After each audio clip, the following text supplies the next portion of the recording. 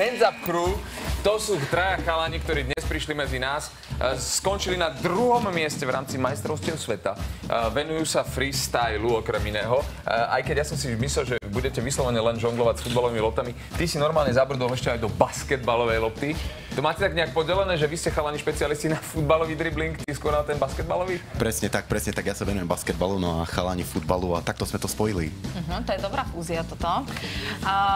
A používate aj ruky, všetci traja, hej? Čiže vy nie len nohy, ty aj ruky, aj nohy, áno? Presne tak. Dobre. No a viete čo, chalani, však vám to ide najlepšie, keď sa hýbete. Ja to chcem vidieť, či sa vám darí normálne, že hýbať, robiť nejaké tie triky. Ty by si mohol opísať, oni majú aj nejaké mená tie triky, alebo to je len... Áno, každý jeden trik má v podstate svoje meno. Toto je tzv. Around the world nohou, alebo Around the world? Presne tak. Okolo sveta? Presne tak, presne tak.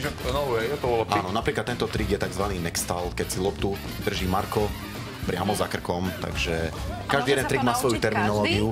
Určite áno, freestyle je hlavne není to o talente, je to o tvrdej práci. Aj ženy? Presne tak, muži, ženy, žiaden limit.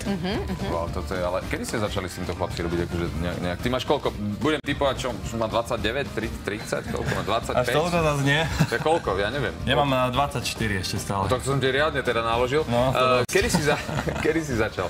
Ja som začal pred 8 rokmi. Pred 8 rokmi. A bol si taký, že fakt, že si to musel naozaj vydrieť, tak ako sme počuli? Alebo si už predtým vedel, že s tou loptou nejak ti to tak bolo na tej nohe? Tak nie je to úplne všetko len o talente. A treba samozrejme tvrdo pracovať, trénovať dennodenne. Dobre. No chlapci, my ešte tento váš talent uvidíme v dnešnom Teleráne. Skončili ste teda aktuálne na 2. mieste v rámci majstrovstiev sveta, kde ste predstavovali a predvádzali freestyle. Ty si špecialista na futbalové triky? Ja som len na futbalové triky. Len na futbalové triky. Ktorý je tvoj najobľúbenejší, ak chcem ho aj vidieť? Môj najobľúbenejší je Around the World. Around the World, čiže to je vlastne cesta okolo sveta. Poď, ukáž nám to. Dobre, chlapi, a teraz keď som hovoril o tom, že... Wow. A keď som hovoril o tom, že ste boli na majstrovstvách, vy môžete tiež niečo ukazovať, potom sa o tom trošku skrátke porozprávame. Keď sa hovorí, tak čo si všíma tá porota? Porota si všíma celkový dojem a nejaké tie reakcie publika na naše vystúpenie. Aha, čiže aj tak, keď niekomu tleskajú viacej, za to získava body a je väčší frajer ako niekto druhý, áno?